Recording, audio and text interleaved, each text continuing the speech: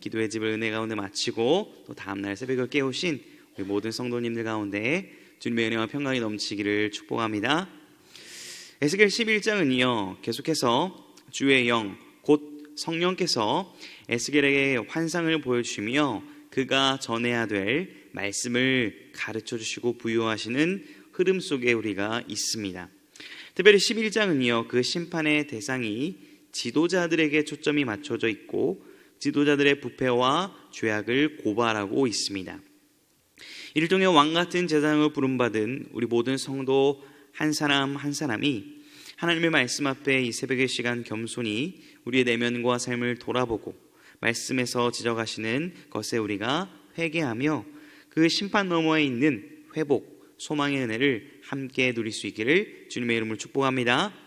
우리가 먼저 오늘 본문을 전체적으로 살펴보기를 원하는데요, 본문 11장 초반 1절을 이해하기 위해서는 에스겔 8장 16절에 나온 구절을 이해할 필요가 있는데요, 제가 한번 읽어드리겠습니다. 그가 또 나를 데리고 여호와의 성전 안뜰에 들어가시니라. 보라, 여호와의 성전문 곧 현관과 제단 사이에서 약 25명이 여호와의 성전을 등지고 낯을 동쪽으로 향하여 동쪽 태양에게 예배하더라.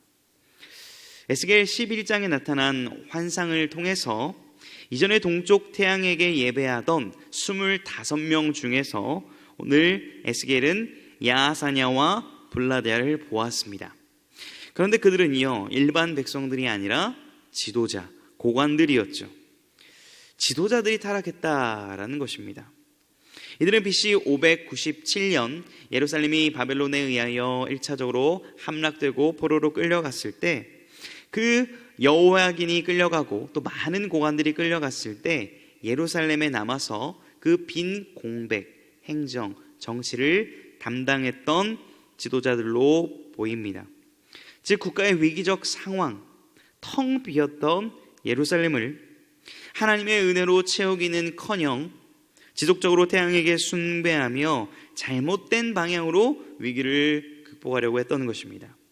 또한 그들은 악한 꾀를 꾸미는 자였고 거짓 확신에 차있던 자들이었는데요, 오늘 본문 3절에 보게 되면 이렇게 말하죠. 집 건축할 때가 가깝지 아니한즉이라고 하는데요, 이 의미는 뒤에 그들이 했던 말인 이 성은 가마가 되고 우리는 고기가 된다 하나니랑 연결하여 생각해 볼 필요가 있습니다. 여기서 성은요 예루살렘이고 우리가 고기라는 것은 그 성 예루살렘 안에 있다라는 의미입니다. 즉 가마 안에 있는 고기, 가마가 단단하고 그렇기 때문에 그 안에 있는 고기를 지켜줄 것처럼 예루살렘이 자신들을 온전히 지켜줄 것이다 라는 그런 거짓 확신 안에 있는 것이죠. 또 이 구절은요 이전에 예레미야 선지자가 예레미야 29장에서 포로들은 하나님의 뜻에 순종하여서 그 바벨론에서 집을 짓고 거기에 거주하면서 하나님께서 베푸실 그 회복의 때까지 그곳에서 살라라고 예언했던 적이 있습니다. 그러나 이들은 예레미야의 그 선지자의 성취가 되었음에도 불구하고 바벨론에 의하여 포로로 이스라엘 백성들이 끌려갔음에도 불구하고 여전히 우리는 안전할 것이며 우리는 집을 지을 필요도 없다라고만 하면서 거짓 선동을 온 백성들에게 사실인 양 확신을 가지고 펼치고 있는 것입니다. 이처럼 지도자 한 명이 잘못된 사상과 잘못된 방향을 가지고 나아가며 수많은 백성이 고통받음을 우리는 알 수 있는 것이죠. 애석하게도 그 결과는 처참합니다. 4절에 보게 되면 하나님의 예언이 임합니다. 예언하고 예언할지니라 라는 강조를 통하여서 그들이 이 말씀을 꼭 들어야 함을 강조하시는 것이죠. 이 모습은요 예언하고 예언할지니라는 말씀은 자신의 옳은 소견대로 살아가는 타락한 백성과 대조되는 말씀으로서 에스겔의 선언에 오직 하나님의 말씀, 여호와의 말씀이 임했다라는 것을 우리는 주목할 수 있는 것입니다. 에스겔의 선언의 그 근원과 중심의 모든 과정에 사람의 소견, 사람의 생각이 아니라 오직 성령님의 역사, 하나님의 말씀 그 자체가 나타나는 것을 대조하며 보여주고 있는 것입니다. 25명의 지도자들은요, 이 예언의 말씀을 피할 수가 없는데요, 하나님께서는 그들에게 이렇게 말씀을 하시죠. 너희 마음에서 일어나는 것을 내가 다 안다. 하나님 손 안에 있다라는 것이죠. 그들은 자신이 하나님의 위치에서 하나님의 역할을 감당하고 있었습니다. 그러면서도 전혀 문제의식을 느끼지 못하고 있었죠. 이것은 성경에서 아주 자주 그리고 중대하게 다루는 죄인 교만의 죄였습니다. 그리고 이렇게 계속 말씀하십니다. 너희가 이 성읍에서 많이 죽여 그 거리를 시체로 채웠도다. 너무 안타까운 이야기입니다. 이런 질문이 생길 수 있습니다. 그렇다면 그들은 어떻게 이스라엘 백성들은 죽였을까? 에스겔 9장 9절에 보게 되면요, 그 성에는 불법이 가득 찼다라고 분명히 말씀을 합니다. 한 국가, 사회 안에 불법이 난무하고 가득하면 그 사회는 어떻게 될까요? 만약 죄를 지었는데 그 죄에 대한 처벌이 온전히 이루어지지 않고 내가 받은 억울함을 풀어주기는커녕 더 억울함이 커져가는 사회라면 어떤 모습일까요? 우리는 충분히 그것을 상상해보고 이해할 수 있을 것입니다. 최근 들어 사회적으로나 교계 안에서도 근로자, 즉 사람이 일을 하다가 죽게 되었다는 기사를 종종 보게 됩니다. 이전에도 많았는데 우리가 피부로 느끼지 못했을 수도 있고요, 더 최근에 그런 일이 많아진 것일 수도 있겠지만 중요한 것은 무엇이겠습니까? 그런 일이 더 이상 발생하지 않도록 근원을 해결하는 것이죠. 이것이 상식이고 이것이 정상적인 일입니다. 그러나요, 이런 일이 더 빈번해지고 만약에 지도자가 이것에 대한 문제의식을 느끼지 못한다면 그 사회와 국가는 큰 혼란에 빠지게 될 것입니다. 그런데요, 이러한 일을 크리스찬들이 이를 위해서 기도하고 더 해결하기 위해 나서야 될 텐데 도리어 크리스찬들의 지도자들, 크리스찬들이 이런 일들을 더 앞장서서 불법과 악의를 도모한다면 그 사회는 어떻게 될까요? 상상만 해도 끔찍한 일이 벌어지게 될 것입니다. 이것은 출애굽기 19장에서 하나님께서 시내산 언약과 축복에 근거하여 이스라엘 백성들을 제사장 나라로 선포하시고 삼아주신 것에 대한 아주 굴욕적인 일일 것이며, 더 나아가 신약에서 주님께서 우리에게 빛과 소금의 역할을 감당하라고 하신 그 말씀을 감당하지 못하여 세상 가운데서 짓밟히게 될 수도 있는 그런 안타까운 일일 것입니다. 그런 그들에게 정화작용이 필요한 지도자들에게 7절부터 심판의 말씀이 선언됩니다. 그들이 했던 말을 뒤집어서 하나님께서 말씀을 하시는데요, 그래, 내가 말한 대로 예루살렘은 가마가 맞다. 그런데 너희가 그 가마 안에 있는 고기라고 생각하고 있지? 아니다. 너희가 죽인 시체들이 가마 안에 있는 고기다라고 이렇게 말씀을 하시는 겁니다. 너희는 그 가마솥 안에서 끌려 나오게 될 것이다 라고 말씀을 반대로 하시는 거죠. 8절에서는요, 그 심판의 내용과 강도가 더 강해지는 것을 볼 수 있습니다. 우리 8절의 말씀을 한번 같이 읽어보겠습니다. 시작. 나 주 여호와가 말하노라. 너희가 칼을 두려워하니 내가 칼로 너희에게 이르게 하고. 너희가 지금 가장 두려워하는 것이 무엇이지? 칼 아니니? 바로 그 칼이 너희에게 이를 것이다 라고 말씀을 하는 거죠. 바로 너희들이 그토록 개처럼 싫어하는 타국인, 이방인, 바벨론에 의하여 너희가 끌려가는 벌을 받게 될 것이다 라는 것이죠. 심지어는 그 본문에서는요, 오늘 본문에서는요, 그 세진 강도의 범위까지도 확정된 것을 우리가 볼 수 있는데요, 10절과 11절에 보시면 이스라엘 변경에서 너희를 심판하리라 이렇게 말씀을 하시죠. 즉 예루살렘 내부, 예루살렘 성 자체뿐만 아니라 그 주위 변방에서도 하나님의 전방위적인 심판이 임하게 될 것이다 라는 말씀입니다. 이 지도자들에게는요, 이것이 너무 충격 그 자체의 심판의 말씀입니다. 아마 그들은요, 이 말씀을 에스겔을 통해서 듣게 되더라도 도무지 왜 이런 말씀을 하시는지 이해를 하지 못할 수도 있습니다. 그때 본문 12절을 통하여서 하나님께서는 이 심판에 대한 명확한 근거와 이유를 다시 한번 설명하시죠.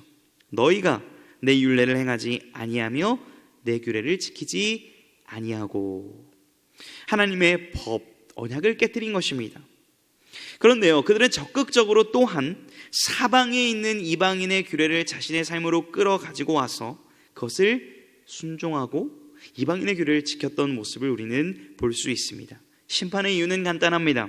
언약을 반복적으로 고의적으로 깨뜨렸다라는 것입니다. 사랑하는 성도 여러분, 우리가 오늘 본문을 통해서 무엇을 붙잡고 기도해야 하겠습니까? 그것은 조작된 평강, 거짓 확신을 깨트려 버려야 한다는 것입니다. 왜냐하면 그것을 하지 않으면요, 이것을 깨트리지 않으면 우리에게도 심판이 임할지 모르기 때문입니다. 중고등부 사역을 하다 보면요, 아이들에게 주로 희망과 격려와 위로의 메시지들을 많이 전하곤 합니다.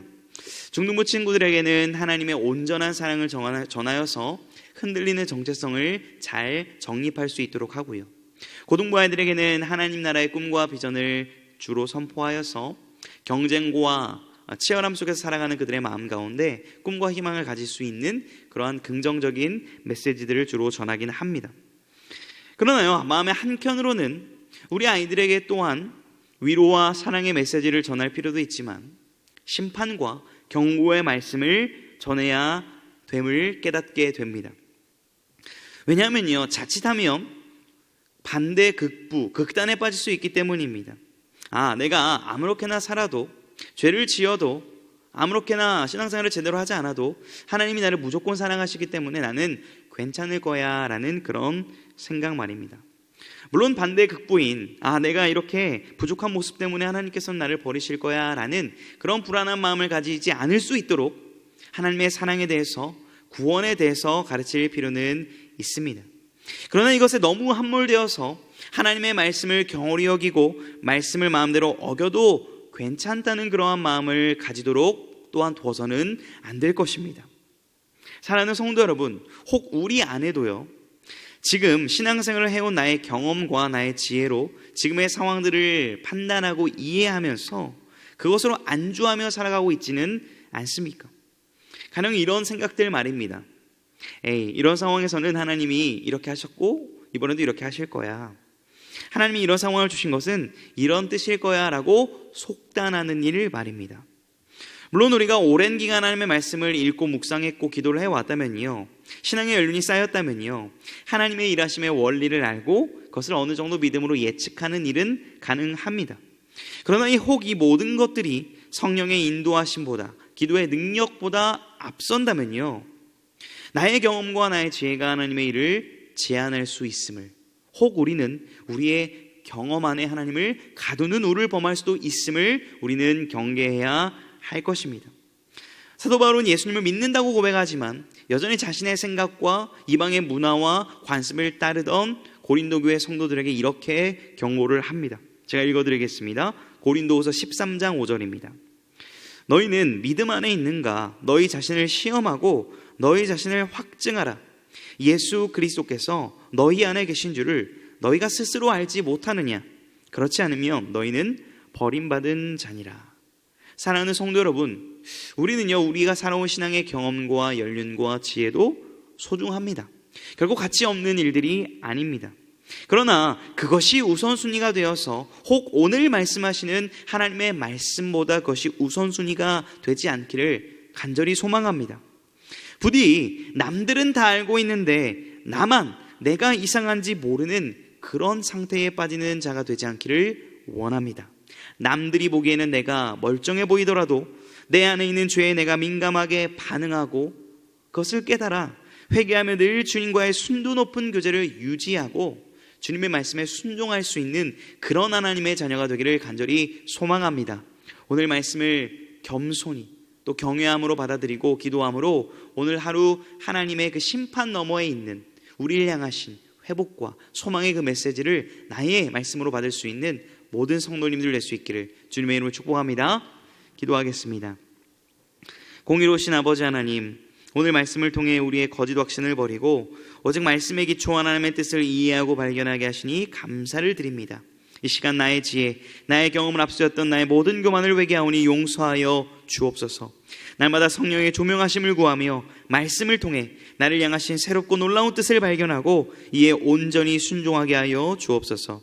우리가 왕같은 제사장님을 깨닫기를 원합니다. 개인의 영혼만 돌아보는 자가 아닌 우리의 가정을 세우는 자가 되기를 원합니다. 교회를 세우는 자가 되기를 원합니다. 우리의 가정과 교회가 세속의 가치에 물들지 않게 하시고 오직 빛과 소금의 사명을 온전히 잘 감당하게 하여 주옵소서. 뜨거웠던 기도의 집을 은혜 가운데 마치게 하시니 감사합니다. 남은 여름 사역들도 기도의 능력으로 감당케 하시고 모든 성도들이 이 나라와 민족을 위해, 선교지를 위해 온 열방이 주께 돌아오기를 더욱 간절함으로 기도하게 하여 주옵소서. 예수님의 이름으로 기도합니다. 아멘.